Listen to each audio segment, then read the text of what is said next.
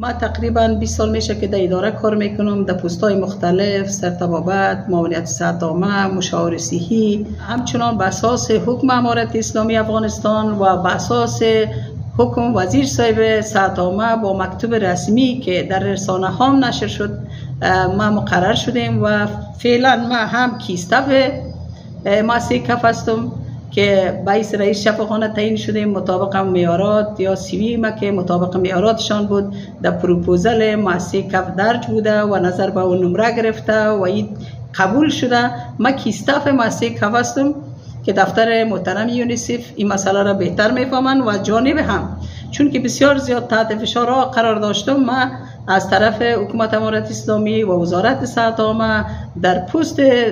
رئیس شفاخانه ولایتی هم تعیین هستم. خدا را شکر صادقانه کار کردیم مطابق معیارات، استانداردها و پالیسی‌های دولت امارت اسلامی، وزارت محترم صحت عامه تا فعلا کار کردیم.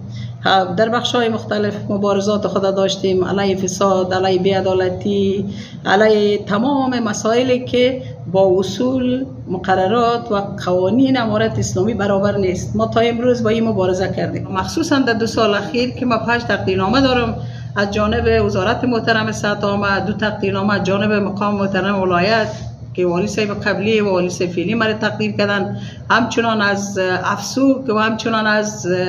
ریاست استخبارات ولایت فاریاب به اساس خدمات شایسته که ما انجام دادیم مرا تقدیر کردن. خب تغییر، تبدیل، این مسائل است که یک مسئله طبیعی است و ما مطابق اصول، معیارات، قوانین،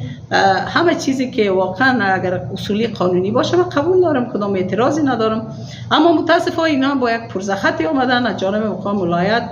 آمدن با یک پرزه مرا از اینجا به گفته خودشان برکنار کردن و شخص دیگه را به زعم خودشان تعیین کردن کی واقعا بر من سوال برانگیز است که دلیل از این که ما باید نباشم چیست؟ آیا کدام مشکلی در کارم است؟ آیا مطابق معیارات نیستم؟ آیا خدای نخواسته کدام مشکل یا جرمی به مرتکب شدیم؟ چی از دلیل از این واقعا برای من سوال برانگیز بوده که من گفتنی زیادی ندارم از مقامات امارت اسلامی، وزارت محترم صحت عامه و همچنان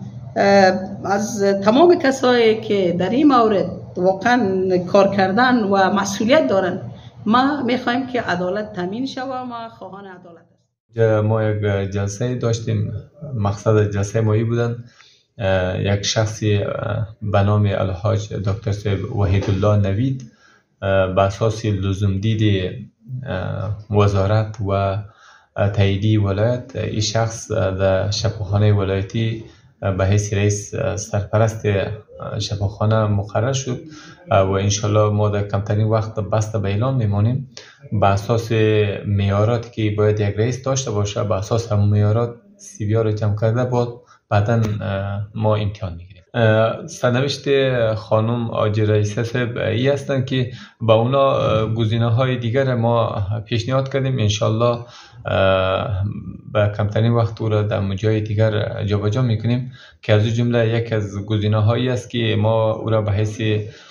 سرپرست شفاخانه 50 بستر نسایی با تمام امکاناتی که در اینجا داشتند، با تمام معیارات و تمام چیز امتیازات در اونجا استخدام میکنیم و علاوه او اگر در صورتی که اونجا او گزینه را انتخاب نکرد، ما با تمام امتیازات و امکانات او را در دفتر ولایتی، دفتر کپ جابجا میکنیم و اگر در صورتی که ایرم گزینه را انتخاب نکرد، سومین گزینه با تمام امتیازات و امکانات ما او را در دفتر مرکزی کابل، دفتر کپ، در اونجا به خاطر و انجام وظیفه استخدام میکنیم، چون که یکی از شخصیت ها و یک از کادرهای ولایت ما هستند و شخصیت هستند که تقریبا بیشتر از یک عمر خود ما او تجربه داره، خوب کار میدانه. خواهش من است که ما بتانیم که این را در جای مقرر کنیم و از این کار بگیریم. آژانس خبری پژواک، انعکاس دهنده حقایق.